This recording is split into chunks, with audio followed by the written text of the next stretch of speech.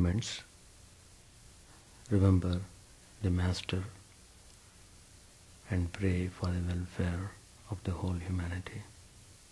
Te Hari Om Tat Sat Om Stapakaya Jadharmasya Sarvadharma Swarupine Stapakaya Jadharmasya Sarvadharma Swarupine Avatara Varishtaya Ramakrishna Te Namah Asato Ma Sadgamaya Tamaso Ma Jyotirgamaya Asato Ma Sadgamaya Tamaso Ma Jyotirgamaya Mrityormamritangamaya Om Shanti Shanti Shanti. Let us offer our salutations to Sri Ramakrishna, the embodiment of all religions, the Supreme God incarnate. Let us pray to Him to remove all our ignorance, to show us the path of knowledge, to give illumination, to get immortality. Peace, peace, peace be unto all. Sri Ramakrishna would go into Samadhi state many times each day and night. It was very natural to him. Even if he just hears one syllable of the divine name, immediately his mind would jump to the highest state of bliss. His mind was so tuned to the divine, many times it was rather very difficult for him to come down to the phenomenal world. Many times he would spend in ecstasy. He had wonderful visions and experiences. So when he came down from that superconscious state, he would teach pearls of wisdom which were so effective, which was so direct. They would inspire the devotees.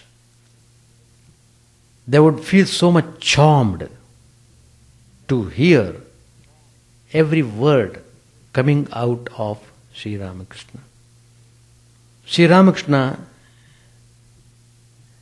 said, once a person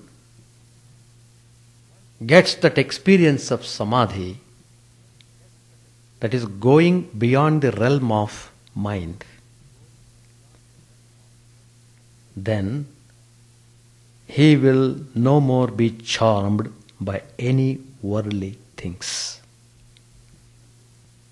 That is the indication of an enlightened soul. He is no more deluded by the world. The secret is revealed. He is in direct communion with the divine power. He becomes absorbed in the consciousness of God. And he always experiences inexpressible joy, limitless joy. So, Once a person gets that joy, one cannot find words to express the joy of samadhi. That is why Swami Vivekananda used to tell Sri Ramakrishna he would be willing to be always in Nirvikalp Samadhi, because he knew what Nirvikalp Samadhi meant. It is a state of bliss. There is no more botheration there of any kind. So as I said earlier, the mind of such a person has become superfine. It has been refined thoroughly. Then it loses all attachment to worldly things once for all. There is no more attachment in such a person. He is not attached to anything. One may have spiritual concentration and meditation, but the important point we should note, as Sri Ramakrishna said, is that one should never forget to love God. To love God is the core of religion. It is the core of religious practices. What is the use of life if one doesn't love God? Sri Ramakrishna, he was always concerned about the youngsters like Narendra and Rakhal. He was very anxious to know about them. Whenever they would come, he would be in ecstatic joy, and people were wonderstruck. How is it? If a person has experienced samadhi, he has no more attachment on anything, then how is it Sri Ramakrishna is attached to these youngsters? A question may be asked. In fact, this question was put by Hazra, who was a Vedantin in his own way.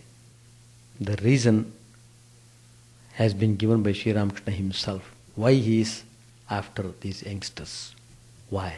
Because the mind, once it is well established in that high superconscious state, it has to be occupied in some way in the phenomenal world.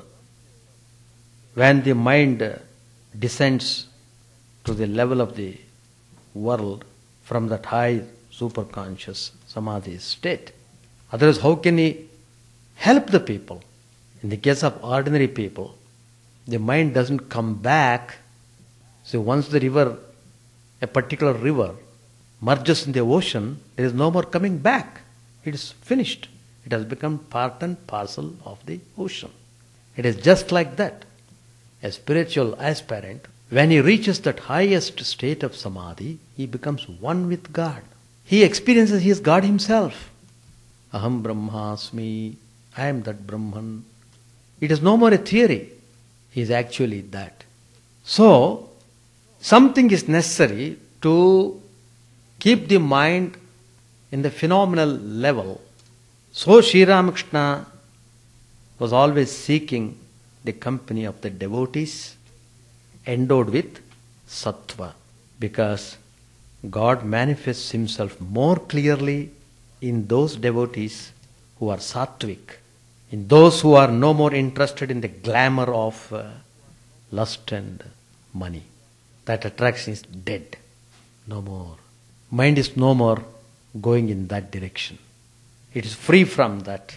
That is why all the Mahatmas clearly state that it is very important to keep the mind at the sattvic level, which is rather very difficult when we are busy in the world carrying on various responsibilities. So this is the first point which Sri Ramakrishna has said, why he is attached to these youngsters. He is immediately attracted towards the people who are pure-hearted. Whoever it is, his heart would reach them. and he was ready to help them in any manner. And he did help them. He guided them. He trained them. He gave them illumination. Gave everything what is needed. And then, after training them fully well, he gave the whole band of his disciples for the welfare of the humanity. The greatest contribution of Sri Ramakrishna is the gift of his wonderful disciples to the world, who have no caste prejudices, who have no prejudices of any kind, whose minds are pure, simple, highly sattvic. That is the greatest contribution which Sri Ramakrishna has given us. The second point which I have taken up for explanation is that regarding the riches, what's the observation of Sri Ramakrishna? How did he look upon them? The riches are very important as far as we are concerned, but Sri Ramakrishna's view is different. People love their own riches. It's obvious, everybody knows it. And so they think God loves them too. Can one ever bring God under control through wealth? Through offering money? I offer you $500,000. You give me your realization. Is it possible? Once Shambhu Malik, a devotee, he requested Sri Ramakrishna to bless him that he may die leaving his riches at the lotus feet of God. Sri Ramakrishna replied, well, these are riches only to you. What riches can you offer to God? To him, these are mere dust and straw. Nothing more than that. Sri Ramakrishna gives an example how once a thief stole the jewels of Lord Vishnu in Dakshineshwar temple. There's the Radhakanta temple. Mathur Babu, who was looking after the temple, everything, he became very upset when he came to know that all the jewelry has been stolen. He became so restless and angry. With whom? With God. So he is addressing to God, what is shame? What is shame on you? You couldn't prevent the thief taking away all the ornaments from your body. You kept quiet. You couldn't act upon. So he is expressing this way loudly. Sri Ramakrishna heard it. And Sri Ramakrishna immediately retorted and told him, what are you talking about? It is not shame on God, it is shame on you. These jewels are just lumps of clay to God. Lakshmi, the goddess of fortune, is his consort. Do you mean to say that God should be alert because a thief has taken away your few riches? Don't say such things. So then Sri Ramakrishna makes a remark. It's very important for us, the spiritual aspirants, to know these things. God cannot be tempted by money. He can be reached only through love. Only through love, through bhakti, through prem, God can be obtained, not by offering huge sums of money. What God wants from his devotees is love, devotion, feeling, discrimination, and renunciation. God looks into these things. If we have these features in us, God himself will run to us. Because God wants people of such caliber. There is a wonderful episode in Mahabharata, probably you are all aware of it. You know, before the Mahabharata war broke out between Kauravas and Pandavas, Lord Krishna tried to prevent such a catastrophe. He knew the war would take place. He knew who will be killed. He knew the future events. The Lord of the universe, he knows past, present, future. But still he is acting upon in the human level. Lord Krishna himself tells, otherwise people will not understand. Oh, Krishna kept quiet, he could have done. Why did he not try peace mission, etc.? People unnecessarily talk about. So in order to pacify them, in order to follow the human traditions, let us put that way, Lord Krishna, even though he knew the end result, he came. He came for trying peace mission. He came to Hastinapur. In fact, Draupadi and Bhima, they were all very concerned and they didn't want any peace to be done with Kauravas. They were after war. We must punish these most wicked people on the earth. Even Draupadi was telling Krishna. But Krishna assured Draupadi, don't worry, nobody can prevent war. But I'm trying. Don't worry about that. So in a way, Krishna assured Draupadi. In another way, he's trying for peace mission. But he's trying sincerely. You must know that. So he has come to talk to these people about preventing the war. Dhritarashtra, the king, he came to know about Sri Krishna's visit. So he made elaborate arrangements to receive Krishna. And he called Vidura and he told him, well, I want to give Krishna many precious gems and costly gifts. I want to give him a chariot and horses and 1,000 other things. He deserves all this and much more too. The idea of my giving all these things to Krishna is that I want to please him. You must underline this statement. Dhritarashtra wants to please Krishna by offering gifts. That is the usual way how the worldly people do. If you want to develop a friendship, you take him to a restaurant, give him a nice meal, give him a drink. He will be with you always, at least for the time being. He will be your best friend. He will act upon whatever you want. Tongue is so powerful, tongue. So he thought Krishna could be taken to his side by these methods. But Vidura, a great devotee, he knew Dhritarashtra's heart, how crooked his heart was, how his heart was after Duryodhana, though he knew that Duryodhana was the personification of wickedness, still he is not preventing him doing mischief. So Vidura is telling to the king, well, you are trying to offer gifts to Krishna. You can't conceal anything from me. You are thinking of methods by which you can bribe Krishna.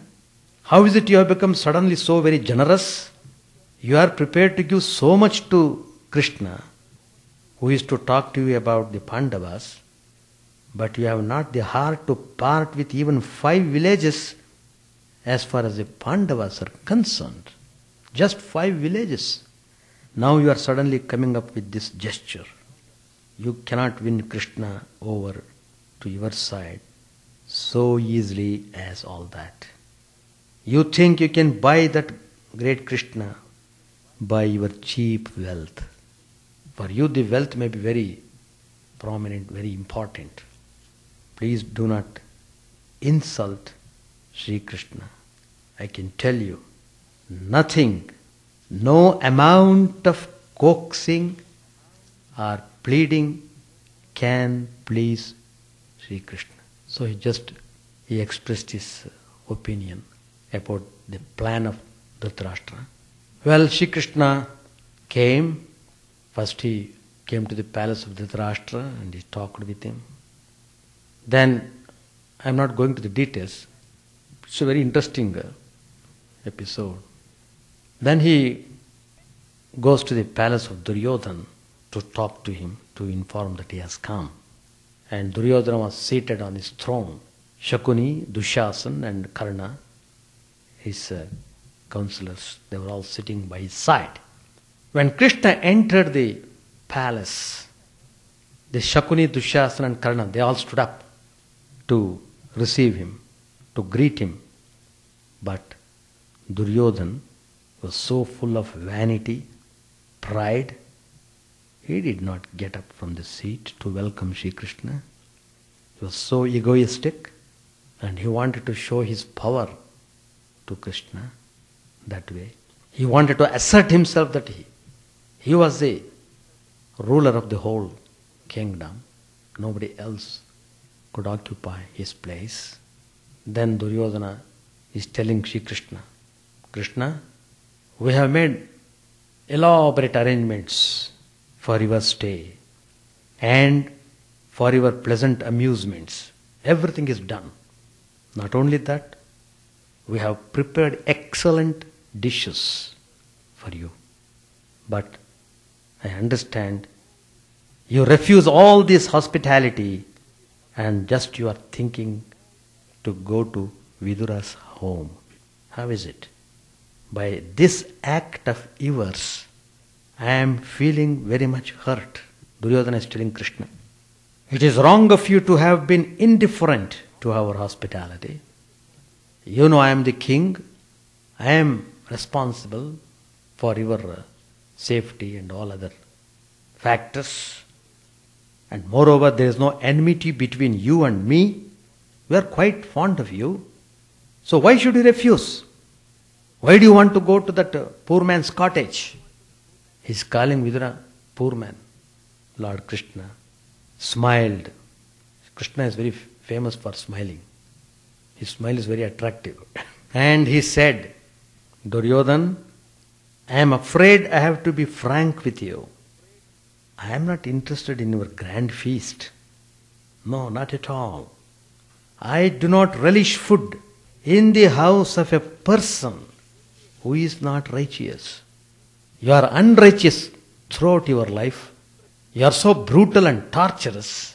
You are tormenting the good people, full of jealousy and hatred. So do you expect me to take food in your home? No. You have been hating the Pandavas without any reason.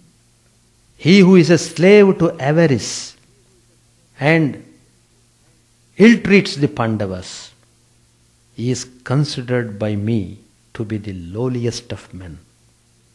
You hate them. So the food which you offer me is the food of an enemy. It is a poison. It must not be eaten. This is the opinion of Sri Krishna. And telling like this, Sri Krishna just got up and walked away. He came to the house of Vidura, who received him with great affection. He pleased Sri Krishna with his worship. He offered arghya and flowers at his lotus feet. He offered milk. He was so courteous, so full of love. God is pleased with him, not with the wealth of Duryodhana. The wealth of the worldly people is like that of the Duryodhana. How many people do earn money with proper means? Who is to judge?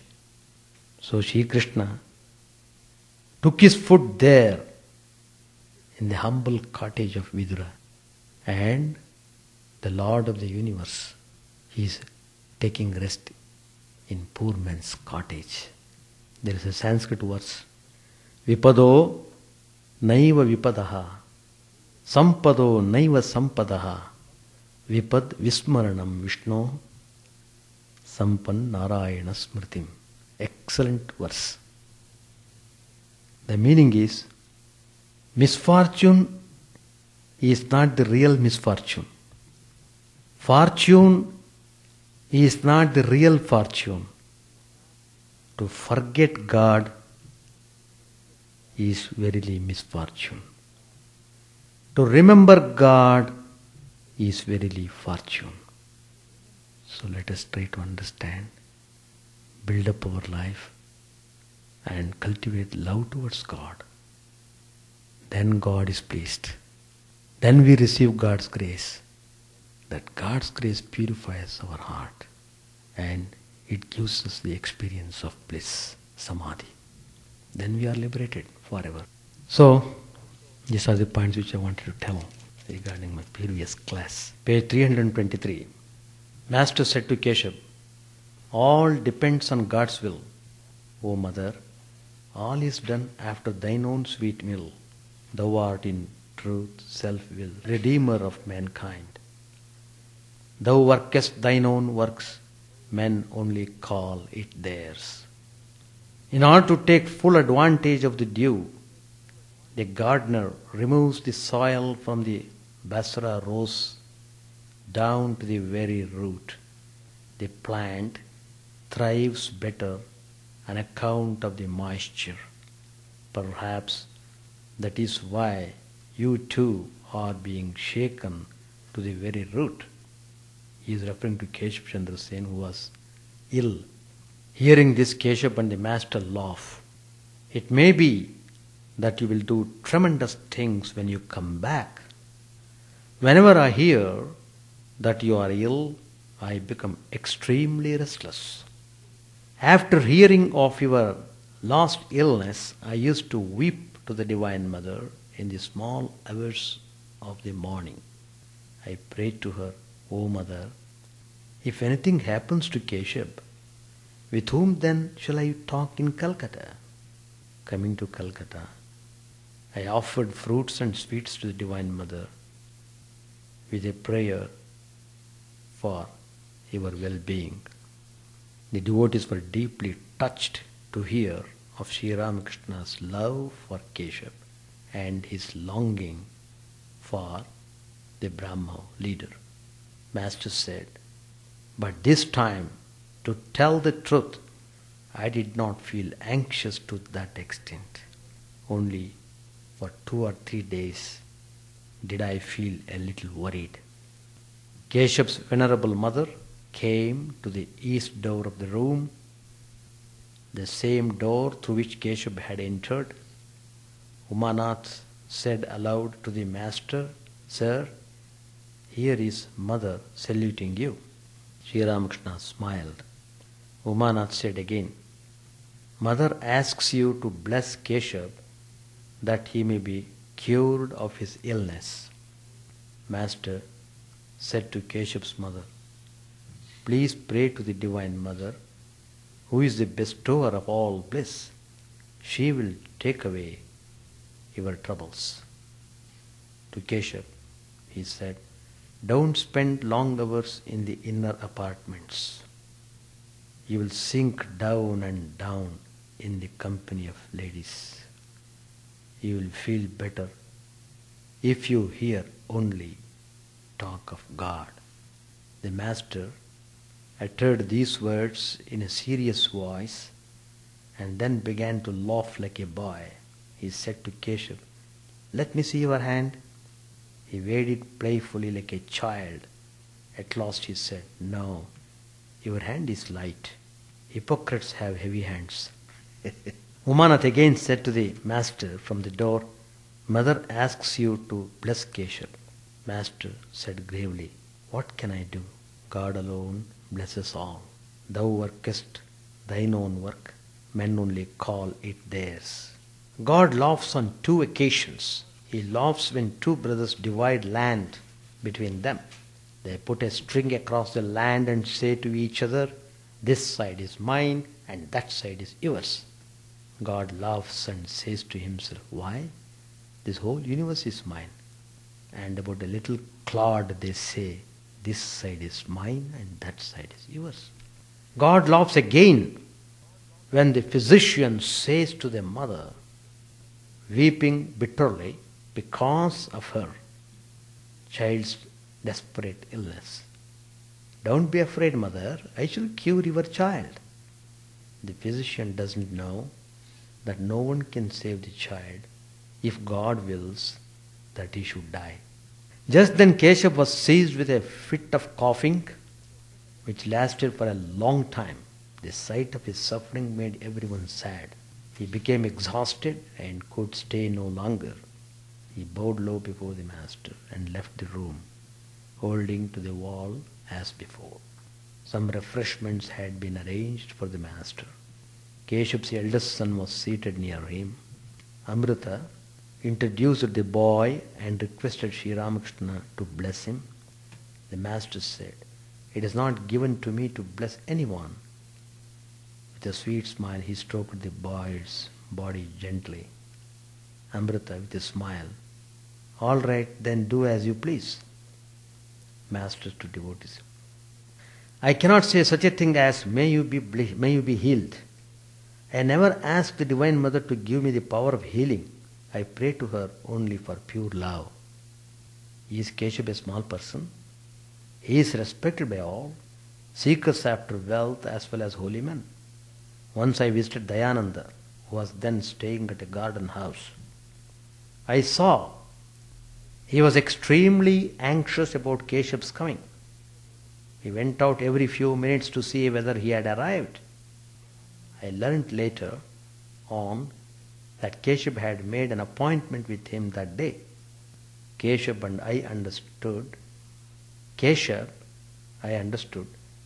had no faith in the sacrifices and the deities mentioned in the Vedas. Referring to this, Dayananda said, "Why? The Lord has created so many things.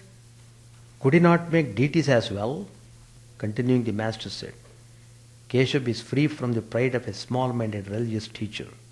To many people he has said, "If you have any doubts, go there," that is to Sri Ramakrishna, to have them solved. It is my way too to say, what shall I do with people's respect? Let Keshav's virtues increase 1,000,000-fold. Keshav is certainly a great man. Everyone respects him, seekers after wealth as well as holy men. Thus did Sri Ramakrishna praise Keshav before the latter's disciples. After partaking of the refreshments, the Master was ready to leave. The Brahmo devotees accompanied him to the cab which was standing in the street. While coming down the stairs, the Master noticed that there was no light on the ground floor. He said to Amrut and Keshav's other disciples, "These places should be well lighted. A house without light becomes stricken with poverty. Please see that it doesn't happen again." Then Sri Ramakrishna left for Dakshineshwar with 1 or 2 devotees. We shall stop here. Now, questions and comments. There, he means all the doubts regarding the nature of the Atman, regarding his own true self, they all get solved. There is no more doubt in the mind about that.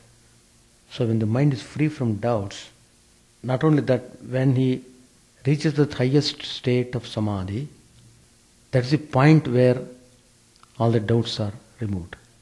So a person who has attained samadhi is an illumined person. So he sees God of the world anymore. As far as he is concerned, he is always peaceful and joyful. And he tries to share the same thing with others who come to him because of his experience. That's why we find people coming to Sri Ramakrishna with so many things. Once they come to see Sri Ramakrishna, most of the doubts were cleared off even without asking.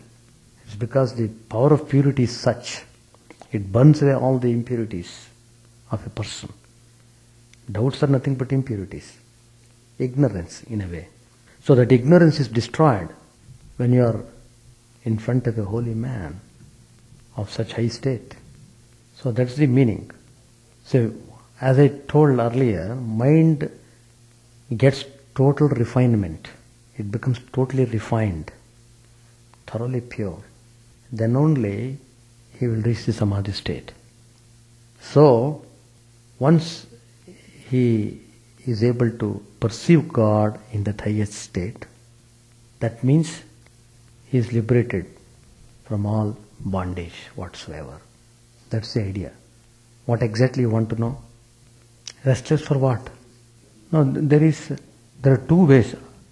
One is, in an apparent way, he may be restless, apparently. For example, when he is dealing with work or when he is handling some affairs, he may look like that. But it's also true. There's the indication, there's no doubt about it, that a person who has reached the highest state of samadhi, he cannot be restless at all. He will be restless if he is brought down from that highest level of consciousness.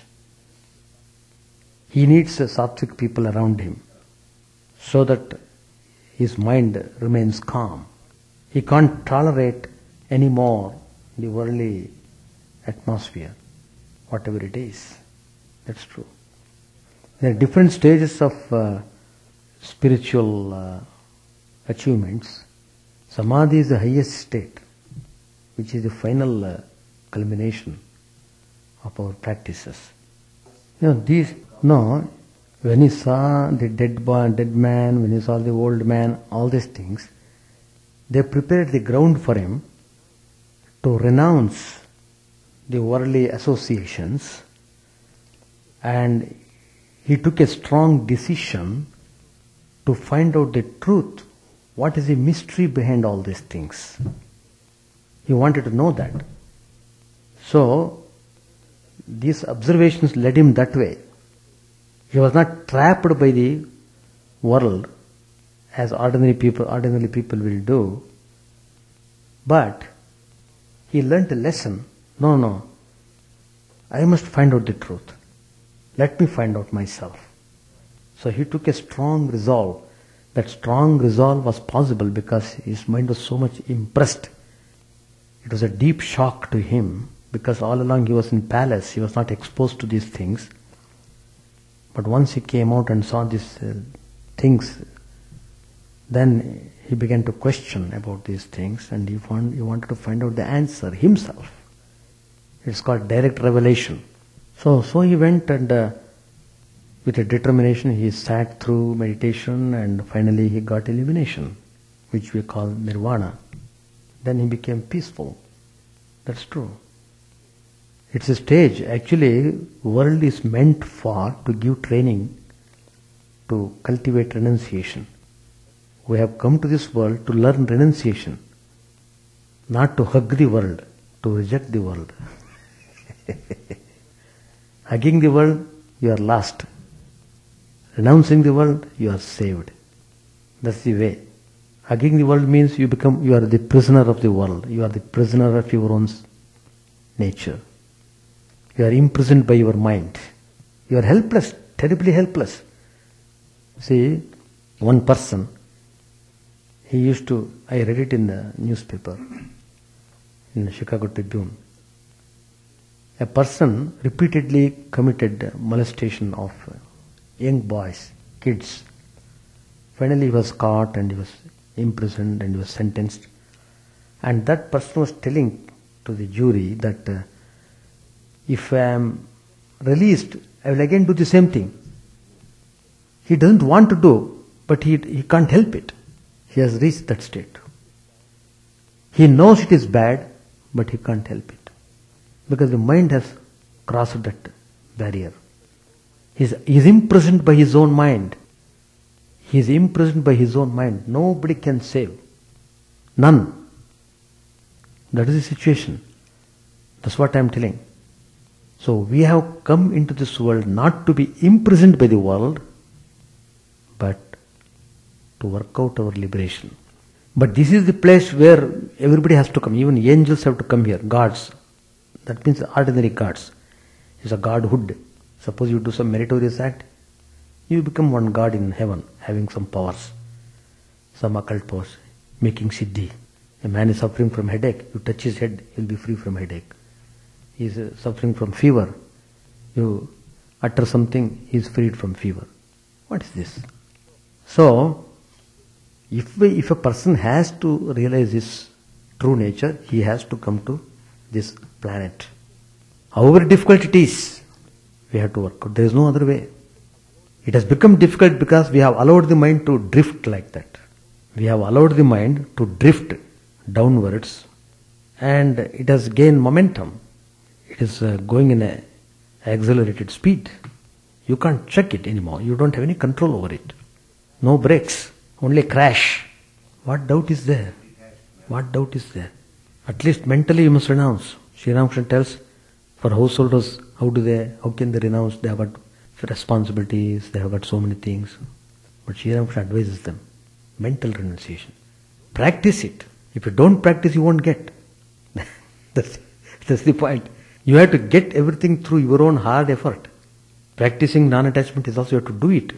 If you don't practice non-attachment, The more and more you become attached, the more and more your mind is bogged down. The more attachment, the more mind is sagging down, sagging, becoming loose. That's the point. So everything is in our hands. Everything is in our hands. Correct. In one way, everything is God's will. In another way, difficulties come, they are eye openers. They are eye openers. Unless the difficulties come, you won't learn. Unless the child falls 2-3 times, he can't walk. He learns walking only after stumbling 2-3 times.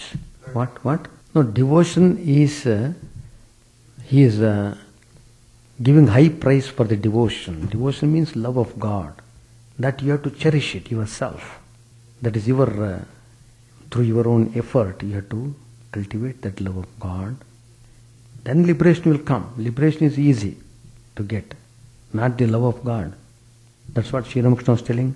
Concentration, meditation, if you don't develop love of God, what is the use of your life? So you must develop love of God, prema bhakti. Then you enjoy the beauty of life. Otherwise life will be dry. If you want to beautify your life, try to use the element of love in a proper way, understand and develop. There lies the secret. Hallucination, a person who simply dreams, he is, if you observe him in his natural state, he will be very ordinary person, and you can't consider him to be a man of Nirvikalpa Samadhi. Nirvikalpa Samadhi is not a state of hallucination. It is well established experience of God. Once he is enjoying that state, then he is freed from all types of hallucinations. It is not hallucination. It is not a state of hallucination. Hallucination comes only to people who have got half knowledge, half and half knowledge, who think they have.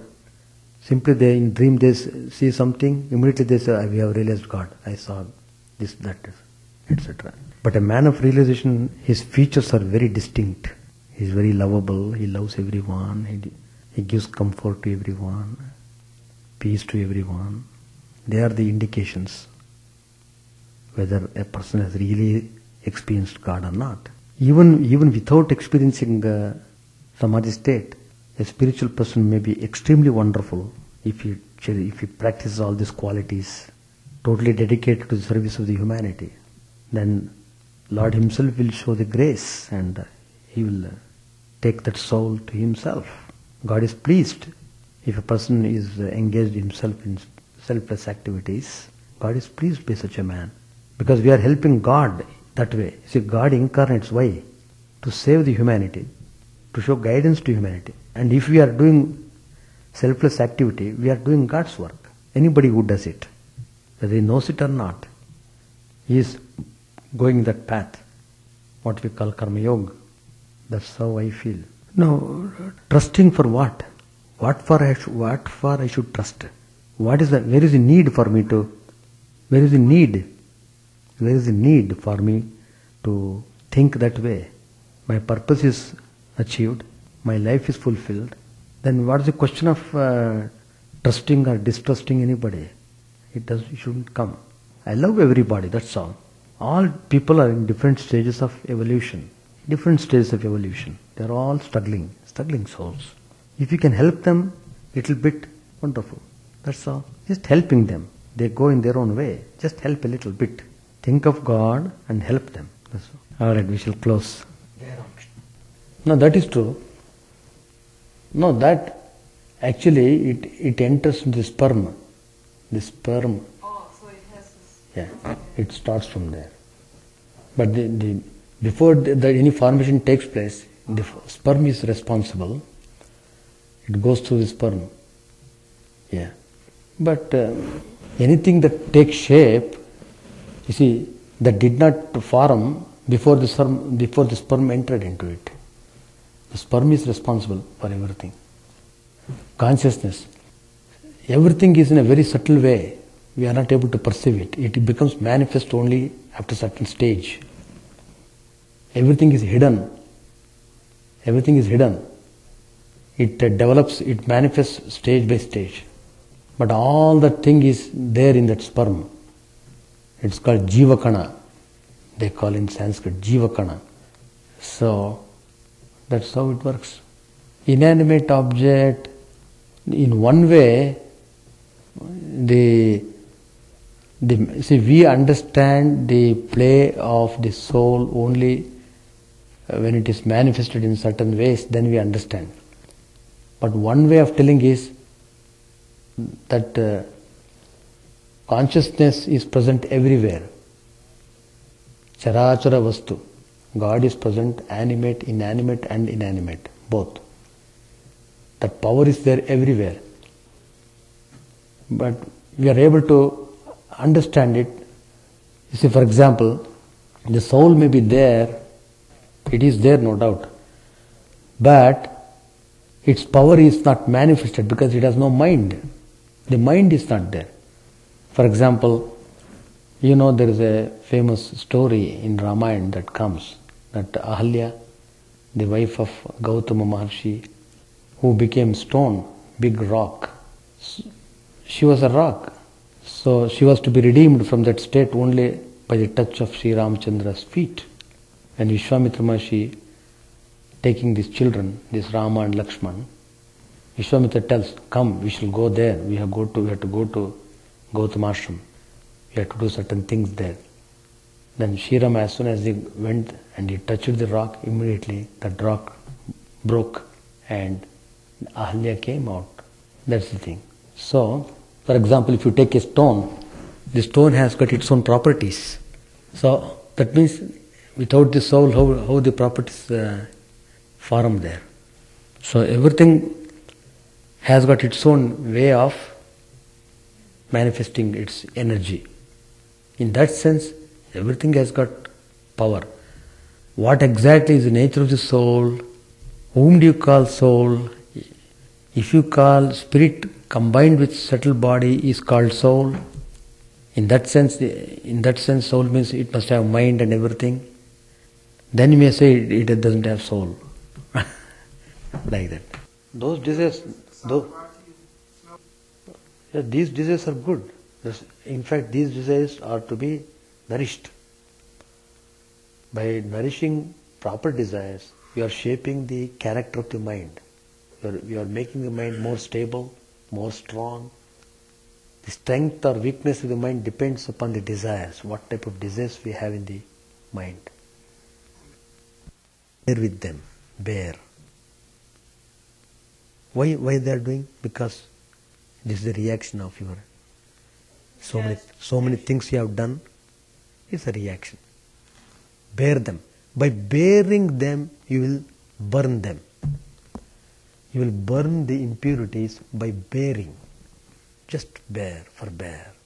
So life also should be treated like that.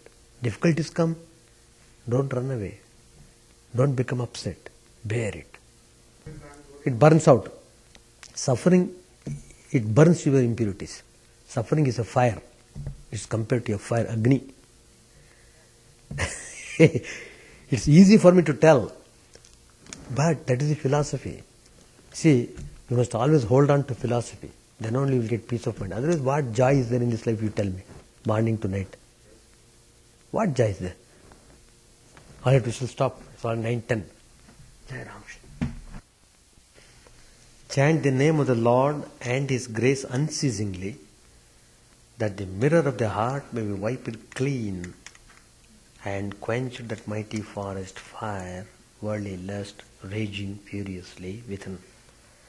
O name, stream down in moonlight on the lotus heart, opening its cup to knowledge of thyself, O self, drowned deep in the waves of his bliss, tasting his nectar at every step, bathing in his name that bath for weary souls. Various are thy names, O Lord, in each and every name thy power resides. No times are set, no rites are needful for chanting of thy name. So vast is thy mercy, how huge then is my wretchedness. Who find in this empty life and heart no devotion to thy name? O my mind, be humbler than a blade of grass, Be patient and forbearing like a tree. Take no honor to thyself, give honor to all. Chant unceasingly the name of the Lord. O Lord and soul of the universe, mine is no prayer for wealth or retinue, the playthings of lust or the toys of fame. As many times as I may be reborn, grant me, O Lord, a steadfast love for Thee.